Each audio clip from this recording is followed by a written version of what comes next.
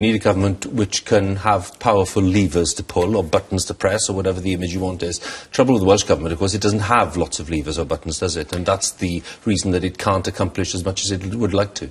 Well, I think it's got quite a few buttons and levers, but in terms of macroeconomic strategy, ultimately those macroeconomic powers still reside at Westminster, and therefore it is... Does that need to change?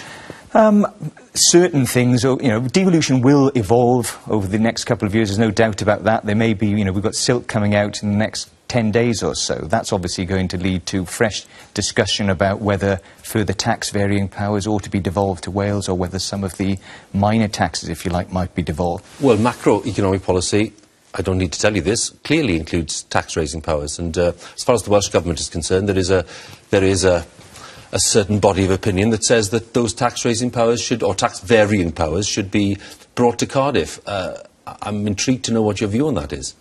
Well, I think we've got to wait and see what Silk says for a start. You've got to have a view on it. Well, my view is that income tax as a power probably oughtn't to be devolved right now. I think there is because I think there is a... Well, I think ultimately it would end up in the short term with Wales worse off than we are right now. And how would that be? Because we don't have the relative tax base in order to provide Wales with the volume of money that our needs requires, which is why we've had Barnett, which is why we've got a higher proportion of public spending per capita in Wales versus England, just as they have in Scotland. That's a reflection of the fact that Wales has higher levels of need, and what we actually need is a recognition of that in the funding formula for Wales.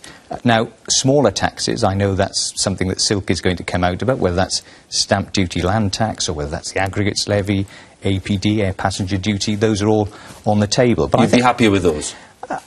I'd be happy to wait and see what Silk says and then make a view about it. Because why can't you tell viewers tonight what your thought is on it? Well, my thought is that stamp duty, land tax and aggregates levy and APD are relatively small taxes, and I think there is no difficulty with those being administered from Wales.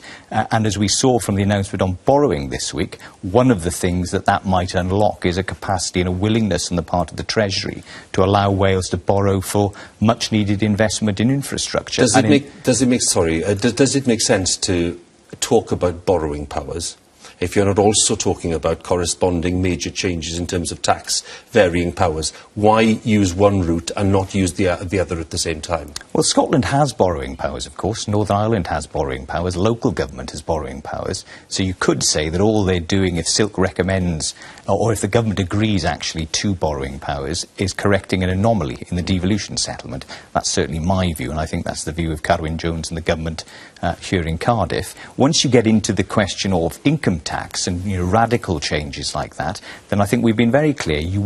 That would be a major change to the nature of the settlement between England and Wales. You would need, I think, to go to the people of Wales in a referendum before you contemplated that sort of radical change, and you need to make sure that it was only even put on the table with the full agreement of the Welsh Assembly Government, which is why the announcement from the two governments this week was good and showed a step forward and showed that they're listening on that stuff. That's several hurdles to cross there, isn't it? Do you think that's the proper democratic route to go down? Well, as I said, it would be a big change, wouldn't it, for Wales to have separate income tax raising powers and an ability to impose or reduce income taxes in Wales. And I think we'd rightly ask the people of Wales whether they wanted that and whether they were comfortable with it.